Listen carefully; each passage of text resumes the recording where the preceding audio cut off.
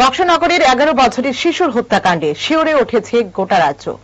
ওই শিশুকে বিষ মেশানো আমের জুস খাইয়ে হত্যার অভিযোগ উঠেছে তারই মামির বিরুদ্ধে।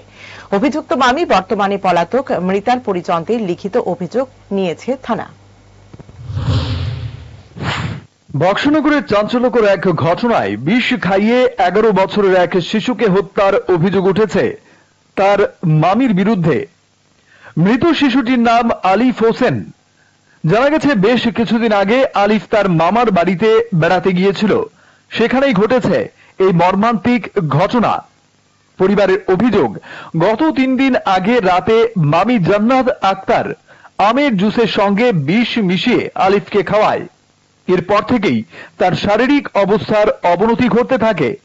প্রথমে তাকে বক্সনগর সামাজিক স্বাস্থ্য কেন্দ্রে নিয়ে যাওয়া হয় এবং পরে অবস্থার অবনতি হলে আগরতলা জিবি হাসপাতালে স্থানান্তর করা হয়। সেখানেই 2 দিন চিকিৎসাধীন থাকার পর বৃহস্পতিবার সকালে তার মৃত্যু হয়। সকাল 9টার দিকে নানার বাড়িতে গেছে, বেড়াইতে গেছে। তো যাওয়ার পরে খেলাধুলা করছে, খাওয়া দাওয়া করছে।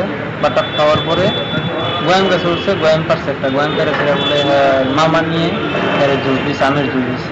ওই আমের জুসটা খাওয়ার পর থেকে বমি। কে দিছিল ওই জুসটা? এটা মামা নিয়ে দিচ্ছে। আম্মা? না না, মামা দিচ্ছে। মামার বউ।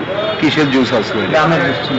আচ্ছা, তারপর কি সমস্যা হয়েছে? তারপরে বমি করতো। তখন আমি কাজে ছিলাম, রাতের 9টা বাজে আমি ফোন করতে, আমি বলছি হসপিটাল নিয়ে যেতে। তো হসপিটাল নিয়ে গেছে না।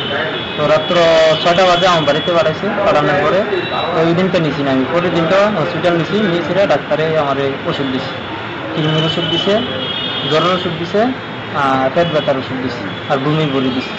ওই দিয়ে আনছি, খাবাইছি। এদিনটা ওরা গেছে না, এদিনকে আবার রাত্রবেলা নিয়ে বক্সনগর হসপিটাল ভর্তি করেছে। 2টা স্যালাইন দিছে, স্যালাইন ধরো হাফান্না রেফার করছে, রেফার করে না হাফান্নার থেকে নিয়ে গেছে।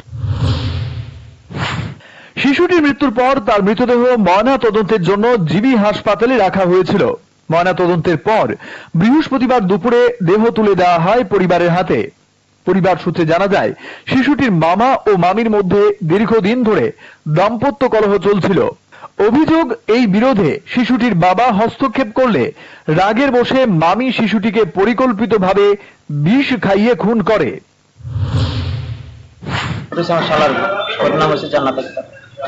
উনি এরকম মনে করার কারণটা কি? ওনার কারণটা কি, বিয়া হয়েছে মনে আজকে 3 মাস হচ্ছে, জামাত বাদ থাকবো না। তো এই জামাত বাদ থাকবো না, অনেক আল্লাহ চিল্লা করছে। টান্তর উপর সাইন দিয়েছে, জামাত বাড়িতে দেওয়া হয়েছে। এই জামাত বাদ থাকতো না, আরেক ছেলের লোকে লাইন ছিল। ওই টান্তর উপর সাইন দেওয়ার আনন্দের পর থেকে এই বাড়িতে ঝগড়া যাবি, আল্লাহ চিল্লা, শ্বশুর শাশুড়ির লোকের প্রতি খারাপ ব্যবহার। অথবা আমার বাচ্চারা এই অবস্থা করছে, অথবা জিনিসটারে বানাইছে নিচে শ্বশুর শাশুড়ি খাবাইতো, অথবা আমার ছেলে দিয়ে খাইলেছে, মানে আমার ছেলের খাবাইছে। ইচ্ছাকৃতভাবে খাওয়াইছে? হ্যাঁ। এখন কি চান আপনি? আমি এটার বিচার চাই। এদিকে ঘটনার পর অভিযুক্ত জান্নাত আক্তার শ্বশুর বাড়ি ছেড়ে পালিয়ে গিয়ে তার বাবার বাড়িতে আশ্রয় নিয়েছে বলে জানা গেছে। শিশুটির পরিবারের সদস্যরা অভিযুক্তের বিরুদ্ধে থানায় লিখিত অভিযোগ দায়েরের প্রস্তুতি নিচ্ছেন। এই নির্মম ঘটনার জেরে গোটা বক্সনগর এলাকায় শোকের ছায়া নেমে এসেছে।